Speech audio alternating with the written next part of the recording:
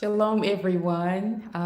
We're going live a little early today. We know tried to say we're going to try to do it, around 10 my time, which there's different time zones for you. But I got everything done sort of early, so I thought I would go ahead and hold on just a moment. Hold on just a moment. Okay, so I thought I would go ahead and get started. We're going to wait a few minutes because I did make a formal announcement on my community. So we're going to wait a few minutes. Hopefully everyone is getting the notice. And this is sort of good because, I'm in a different time zone. So a lot of you, when I come on, it's later at night. So hopefully this is going to be a little help. It's like, maybe 30 minutes early or so or less. So I'm going to give everybody a few minutes to get ready, and then I'm going to talk to you about what's next in this session that Yahweh Most High is guiding me to speak to you, his children. It's some serious times right now, and I believe now he called me to start coming back on because he feels like his children are ready now. You've had some struggles and some situations, but lately our eyes have been come wide open. We sort of see what's going on now. When we, before it was like, oh, is the end near or what's coming on? But now we sort of get it. And this is the time, I believe now, that he wants to give you some more strength and power. I found out this thing about Yahweh Most High. He's so good. This is a blessing in and of itself. When we need to change something within ourselves, or maybe there's quite a few things we need to change, he won't try to load everything on you at one time. He'll wait until he feels you are mature and spiritually ready to grasp what he's doing for you, whether it's healing you, whether it's restoring your peace, whether it's making you stronger in your to be resolute in what you do and the decisions you make and how you handle your business. He waits sometimes, and you think at the end when you get it, you say, oh, I wonder why he didn't show me this a few years ago, because he knew you weren't ready. I believe you're ready now. God's holy chosen people, especially those who are coming on and watching my videos. My videos has been all along about walking it down, helping you prepare for what God was bringing, and helping you to get ready to make some decisions and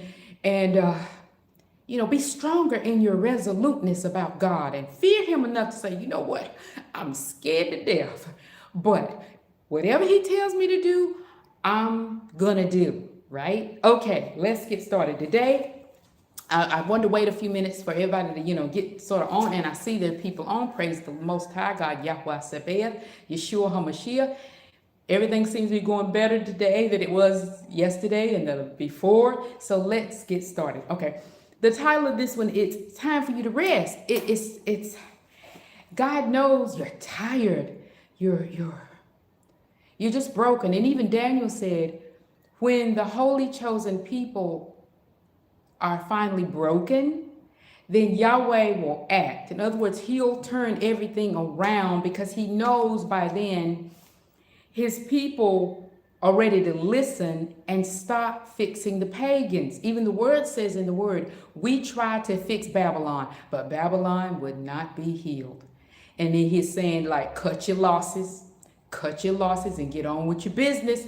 If you want to make it yourself, you better cut your losses. Okay, so in Jeremiah 31, we'll just read that just real quick. 31, 1 through 4, it says, when that time comes, it is Yahweh who speaks. I will be the God of all the clans of Israel. They shall be my people. And Yahweh says this, they have found pardon in the wilderness. Those who have survived the sword, Israel is marching to his rest. Yahweh has appeared to him from afar. I have loved you with an everlasting love. So I am constant in my affection for you. I build you once more, and you shall be rebuilt, Virgin of Israel. So I believe when he's saying Israel has found pardon in the wilderness. He's talking about us, those of us who have already come out of Babylon.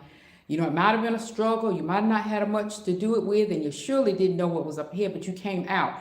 And so just by doing that, God pardons us and our ancestors for things perhaps that we don't even perceive because we lived in Babylon, that we were incurring, right? Now, for the rest of you that are still there and you're thinking and you're hoping and you're praying, that includes you too, because your heart is saying, I don't want to be a part of this evil anymore. I don't care about anything else but being obedient to God. So he's saying we found pardon. And that means we are marching to our rest. We are on our way to that rest that we've been wanting for a long time. Even when we watched our fathers and mothers struggle, that was a struggle for us because we couldn't do anything when we were younger. But now we have some choices and we have some abilities to make those choices, right? Okay, so let's go on from there. You know, even in the word it says that he will give you rest. He will give you rest. If he is the good shepherd. And people take that, you know, it really frustrates me sometimes how the European pagans have made Christianity into this weapon. They've weaponized it to act like they're helping, but in the end, they're taking away your power. So what I'm trying to say is we think we know what rest is. And when he say the good shepherd, people just say, oh, he's our shepherd of righteousness. And no, he's the good shepherd that actually leads you somewhere. Where does the shepherd lead lambs, right? Where does he lead them? Does he stay in the barn and pick his teeth with a toothpick and say, well, y'all just, you know, meander on out there somewhere, wherever you want to go? No, the good shepherd is always moving. Always moving. He's always leading you somewhere to something. And we're not just talking about, just like I said, some kind of biblical, you know, thought or revelations. He's physically leading you because understand this. Think of the West, America, as the farthest way from the Most High and his temple in Jerusalem. And that will always be his temple place. No matter who's over there thinking they got it going on, they ain't got it going on. It's always his temple. But think of it like a fireplace. You know, in the old days, the fireplace was the center of the house, and it not only warmed you, but it gave you light into some of the other areas of the house. But as you walk further and further back into the other rooms, it became darker and colder, and you were far away. So think of Babylon as being in a house, but you're far away from the warmth. And the closer you get to the east, to God's holy temple, you get warmer. There's more light. You feel closer to him. You understand biblical things, and you understand how he deals with us and what the word actually means, not just, you know, how the white man is parlayed it into his version, right? Okay, so what I'm trying to say is we tend to think we can actually live in the West, in Babylon, and have all this peace and prosperity, and we'll raise generations. We were always wrong. You can't do that in a kingdom that was meant for destruction, and that is the seat of the dragon. You can't do that. That's impossible. Now, yeah, you know, our great grandmothers, they felt like they didn't have no choice. You know, post-slavery, they were trying to do the best they can, getting on their feet, and they had opposition and people oppressing them. It was very hard. But now we live in a present time where we can go where we want to go, except for those in the hospital and, of course, in prison. And God, he's going to work that out, right? But what I'm trying to say is you have to understand it never was a place where you were going to have peace, joy, contentment, and be left alone. Hello, you weren't. That was Deuteronomy tells you were not going to have any peace. Come on, y'all.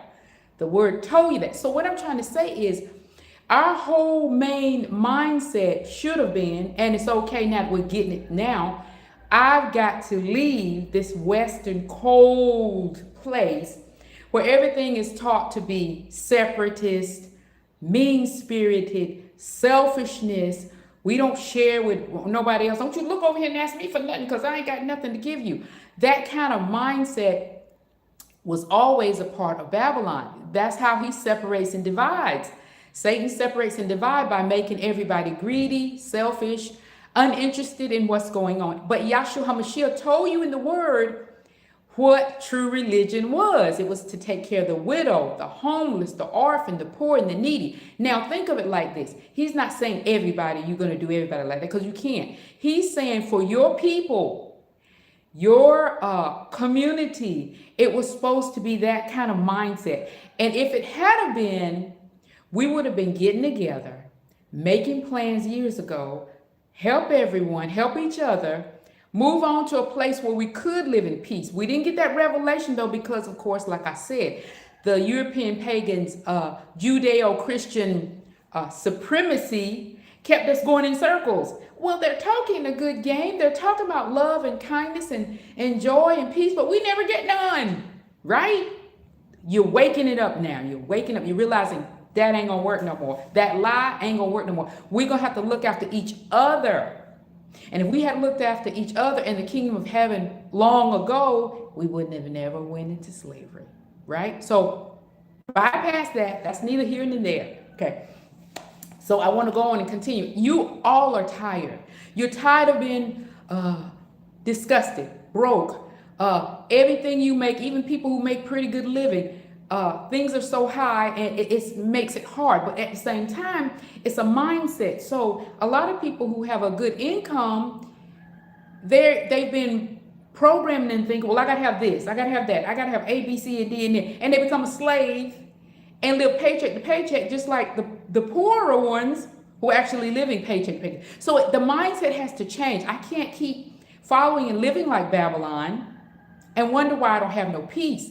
I've got to let the good shepherd, Yeshua HaMashiach, Yahweh Most High, lead me out of this place back to the light, back to the warmth where I belong, and then I will have peace, right?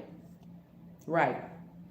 Okay, so you know that living in America, and now more than ever, causes anxiety, fear,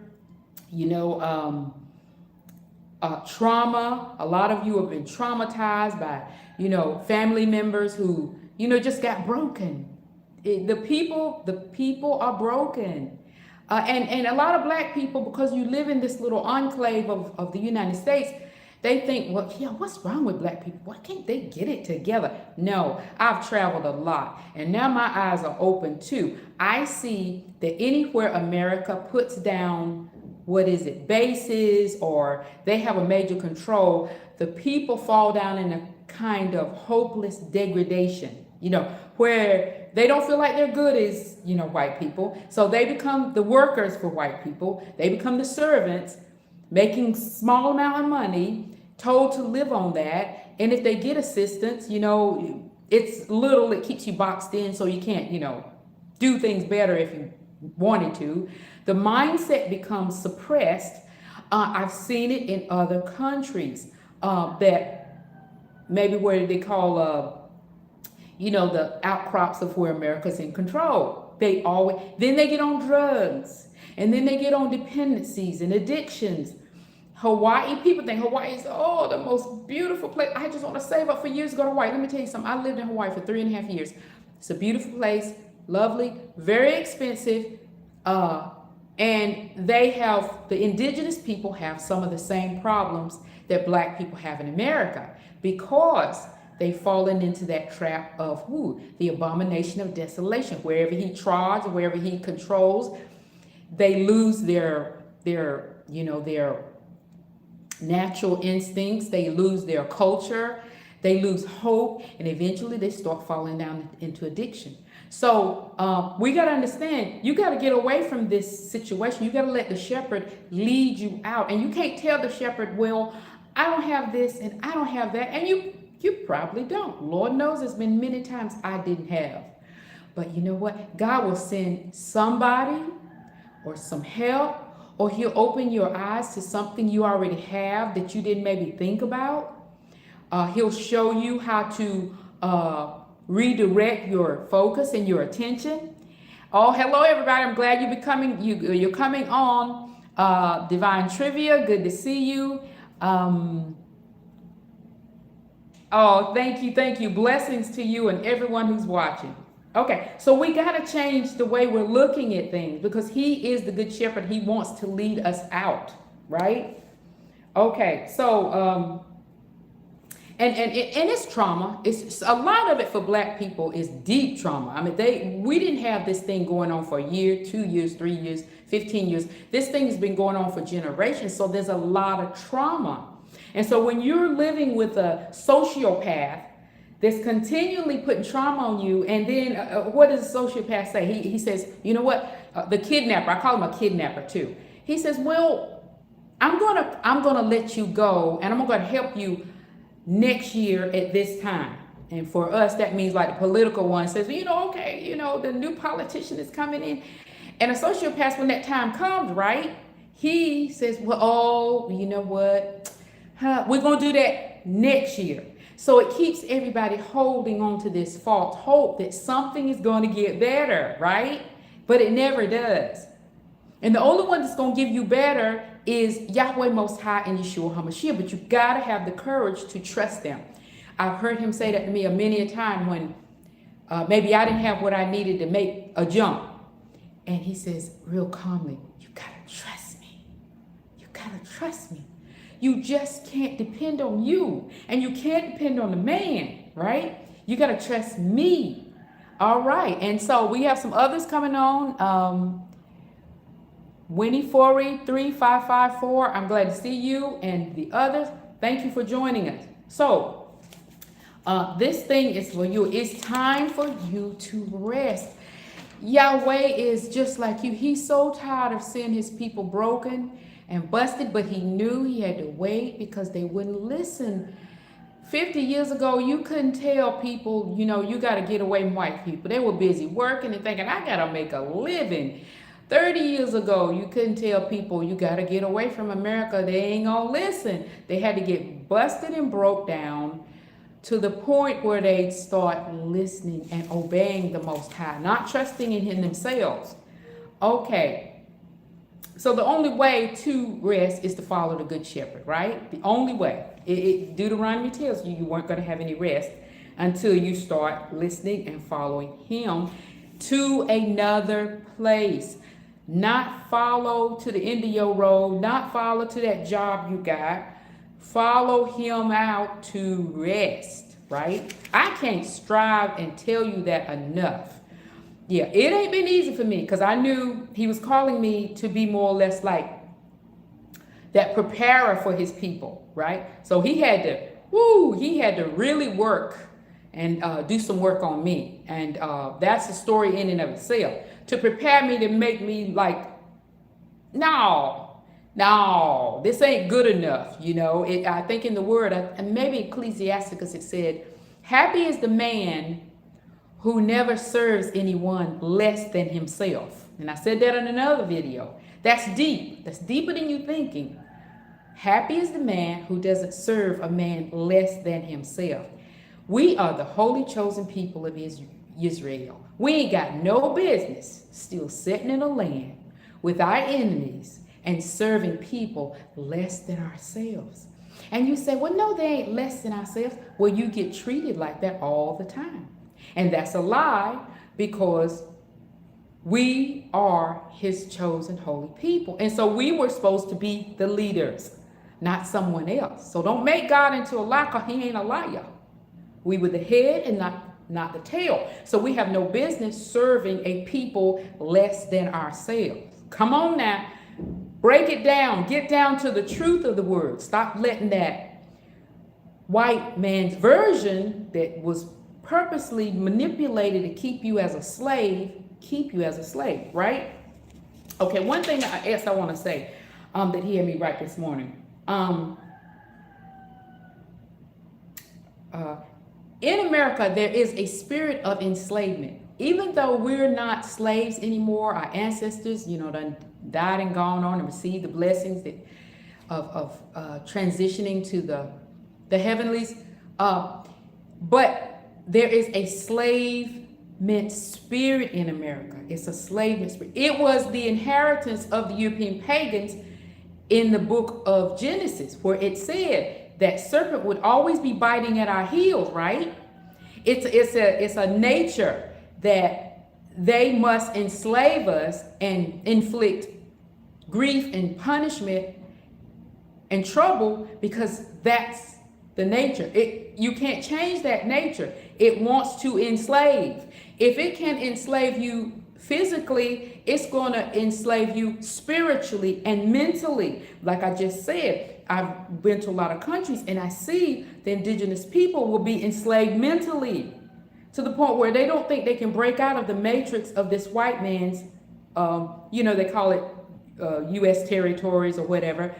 And you'll notice it always has the same MO: perversion, depression, low wages to keep the people sort of like, working for nothing, paycheck to paycheck, enslaved in their minds to the point where they can't even feel like they can break out. So it's a enslavement. And unfortunately in America, it's the most strongest, darkest one of all. And God's holy chosen people just, we can make this, we can live here. And then you give another generation of your children over to the slave master, right? Think on this for a minute. It's the truth, right? Okay, so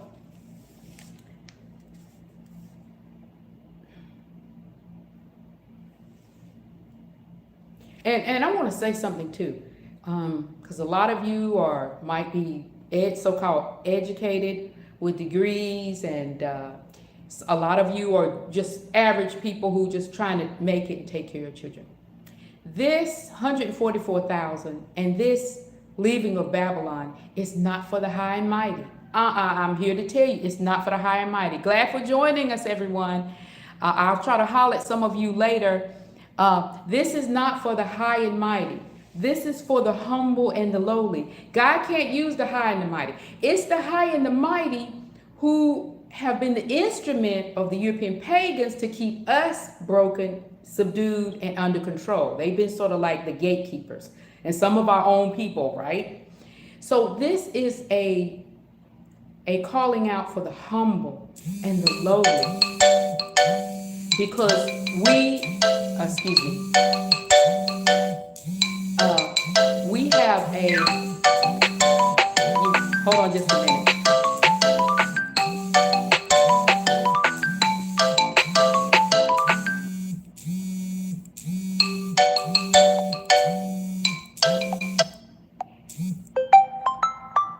Okay, sorry, I had to do that for a minute. I had to take care of something. So we have to understand that it's for the humble and the lowly. Those who have come to the conclusion that I can't live like this anymore. I'm not going to let my children, another generation, grow up into this negative, dark lifestyle. I'm not going to be a servant of masters who are ruthless, who go around the world killing the innocent and shedding innocent blood and bringing the booty back to America and sharing it out to his children, the European pagans, and leaving us, for the crumbs, right? But yet we still are incurring the wrath of God because we're sharing in the evil that they're perpetrating, right? So we're going to have to come to that conclusion that nothing and no one will stop me from following my Savior to peace and rest. It ain't about following Delena Spinelli. I'm just his servant to call you and tell you what he's wanting to do. It's about you deciding that I know I don't have anything. I know I don't have much. I don't even have much courage, but I'm going to seek the Lord to give me everything I need to come out, because once he knows you are one of the humble, like I said, and the lowly, because it takes a humble spirit to listen to God and do what he says. I remember, like I told you in another video, I remember when I was like 20, maybe 7 years old, and I'm in a government position job that you just can't walk away from. And when he called me to go to Samoa, which I had never been before, didn't know nothing about it, and I knew for sure he did, I had to humble myself. You know how I humbled myself? And I didn't have a whole lot of money. I was scared.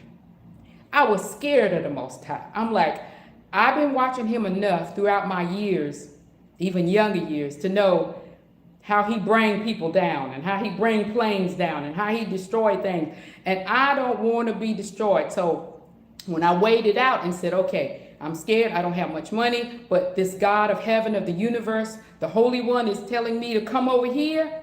Yeah, I'm going to come where he says, right? I was scared. And that's another thing. The humble and the lowly have that fear of the Most High. And when I say humble and low, I mean the chosen ones, the ones who are really seeking the Most High. They have a healthy fear. So when you read in that word where it says flee Babylon, so that you don't take on this at A, B, and C, you know, you know what? I think I better follow him, not listen to those voices in my head or voices to people out there who are afraid themselves. So anyway, takes a healthy fear. Because everything Babylon is, America is in opposition to the Most High. We can't see it because we grew up in it. When you grow up in mire and filth and mud, you don't necessarily see it that way. You don't see it that way. You see it as a way of life. Even people who, you know, they put their careers in college degrees and they had a lot of ambition and a lot of, you know, wanting to make a lot of money. They can't see that that's in opposition to God. I know that's going to shock a lot of people.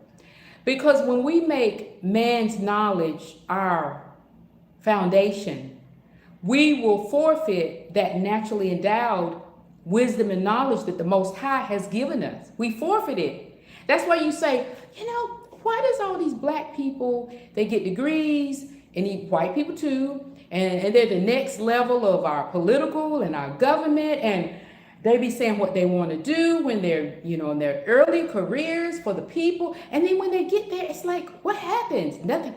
Because it never was going to happen. Because they forfeited that naturally endowed knowledge and that wisdom of the Most High. Remember, wisdom comes from Yahweh Most High. Don't come out of a book. Come out of the holy book, but not a man's book. So, and I'm not cutting all of you out that got degrees. Please don't get misunderstood. Whether you got a degree or not, if you humble yourself and submit to God, he's going to take care of you. You're going to be one of the 144,000 just like anybody else.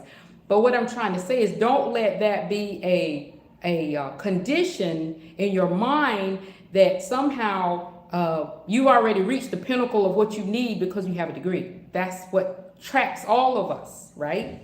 Okay. So,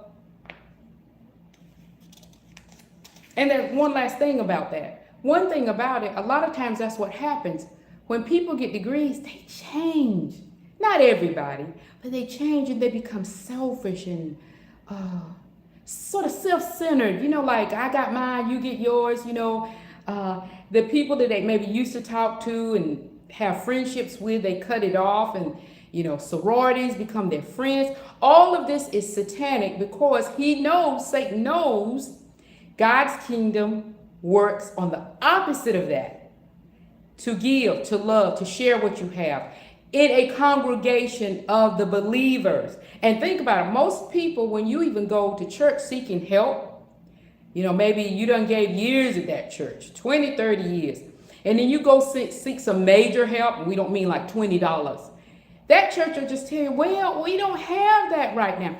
That's a part of the Babylonian system too, where the church is being linked up with the Babylonian spirit of greed, selfishness, that separatist. Long as you wealth and you come here dressed nice and clean on Sundays, you're a part of us. But you know, if you got a problem, you need to go to the bank and get you a loan. See, all of that is the Babylonian system. And just like I said earlier about when you're in a house and you farther away from that fireplace, you're not going to feel that warmth and that heat and that light. Well, we live in far away in Babylon. You're not going to feel that warmth and light of God Most High because you're living far away in darkness. And the closer you get to his throne, and that's why he tells you all through Isaiah and different books of how it's going to be when his congregation gets there. Ain't going to be no sickness.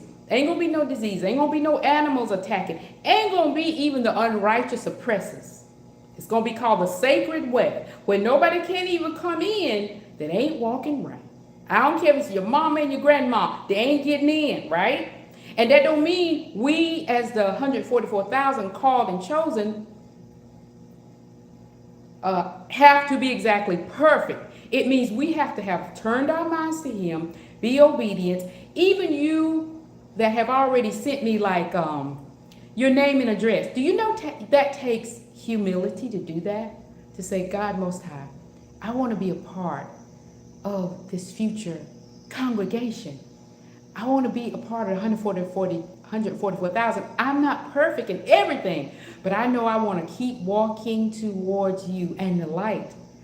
And believe me, there is a difference when you get home than it is in America. And I learned it. Like I told you, I've been there twice. And it's a different feeling, a different atmosphere. And I ain't talking about the fake, who's there. I mean, you can feel this over and above them, that the Most High, his throne is still there. It might not be a building, but it's there. Okay, so we're going to get ready to wrap this up because we run a little long again. I just want to say this one last thing. The word says that the Holy Spirit will not stay in a body in debt to sin, right? So a lot of us, the reason we don't hear from God, and we say, I don't hear God talking to me, it's because maybe there's some kind of sin that's blocking out us being able to hear from the Most High. He's always talking. He's always speaking. But it says, wisdom will not stay in a body in debt to sin. So if there's sin in your life, I meant the basic ones, you're fornicating, or you're habitual lying, you're hurting people, oppressing, letting your mouth be used for, evil. And don't forget homosexuality. I'm going to tell y'all straight, and I always keep it real. If you think God is going to let you come and live and dwell with him in his holy place with the congregation, and you gay, or you go along with that and you believe it's okay, everybody love is love, you wrong, and you ain't gonna happen. So what I'm trying to say is, we're not perfect, but he's calling you to allow him to perfect that which is right in you, right? So we're gonna have to get to that point where I need you, Father. I need you to change me in this area. Keep it real with him. I need this fixed over here. I need to change this. Because as this thing walks out, he's going to help you. I can't tell you all the things that the Most High has changed, peeled off layers of Babylon on my way as I went out, made stops in California and stayed for a few months, whatever. Then when he called me, went on to as he did it, he methodically opened my eyes to things, peeled off layers that you think are normal, like this, but Babylon is not normal, right? It's like a school of dysfunction, and it takes a little while for us to grasp it. We can't take this with us because it also is that same foundation of greed, selfishness, and dishonoring God, right? And as I told you in one of the previous lives, he wants his people to come back and be just like the church was with Peter, how everyone shared everything. Everybody had everything in kind. They weren't living this, high and mighty lifestyle, humble, learning how to grow your own food, sharing it all. Ain't nobody, doing this and doing that to the other person or ignoring the other person. Everybody had everything they needed. This is what the kingdom of heaven looks like. Think about it. Every time you say kingdom of heaven, you're saying that. It's where everybody shares everything in heaven. Ain't nobody working and fighting with each other and saying, I got mine, you get yours, and don't come over here and bother me. Heaven is a place where everyone shares love, joy, and peace, righteousness, holiness, fear of God, worshiping him. That is the same way that Jerusalem is going to be. It's not a place where selfishness, greed can thrive. You won't be there. You won't be there. All right. So anyway, two last little thing, real smart, real small, real close. Okay. Here's something he told me once to help you, because the spirit of fear is all around you, and in America, really bad now, right? So when you feel it and you feel anxious or you're trying to make decisions and you feel a little nervous, here's what you say. And try to write this down. I am the righteousness of Yeshua HaMashiach, and I will not be mastered by you, spirit of fear. I'll say it one more time so you can get it. I am the righteousness of Yeshua, and I will not be mastered by you, spirit of fear. Now, if you have any other kind of spirits that's attacking you like that, put that name of that problem in there. Like if you have a spirit of anxiety, say, I am the righteousness of Yeshua HaMashiach. Now, I will not be mastered by you, spirit of anxiety. Because you have to understand, one of the main tripwires Satan did to us is he's telling us, you ain't no good. Y'all was in slavery. Y'all this, that. Y'all ain't gonna never be righteous. Y'all ain't gonna never get up to that level. So you might as well just serve me and be done with it. But when we come to the conclusion that we are the righteousness of Yeshua HaMashiach, notice how God all through the Bible calls them his holy children, even though sometimes they were falling down. In other words, he's saying, yeah, you fell down today, I left you for a while, but you will always be mine, right? So when you say that to the universe and the demonic forces, they have to back up because they more or less got you agreeing with them that you are no good. And you got to put up with the fear and the anxiety. No, I don't have to put up with nothing unless it's humbling myself before the Most High God. Get it? One last thing. When you're at home, especially you guys in America, like I said, y'all don't even grasp the depth and the darkness that's already working. I mean, in the last 2 years, it's upped about 100%. So here's what you need to do too, till you get out of there. When you're at home, find a song or some music that mentions Yahweh's name. There's one that's called, that's really pretty. Says, I can't think of it. I'll try to put it in the link if I can find it. Yahweh or Yeshua HaMashiach. Play that song and then turn it down low, maybe when you go to bed or when you just doing your housework. If you done heard it a couple times, you're like, okay, I done heard it. Turn it down low. Let it play all the time in your house. As long as it's saying Yahweh, Yeshua HaMashiach, just let it play. And at night, turn it down low where you can't audibly hear it, but let it play all through the night. This will drive the force of darkness and evil away, so you have a more restful sleep, so they can't hamstring whatever God's trying to do for you, the next morning. These are two things that the Most High, revealed to me that helps us in this fight. Okay? So I'm going to go because we've been running a little long, and we're going to have another one, like I said. Someone said, sorry. Okay, got you.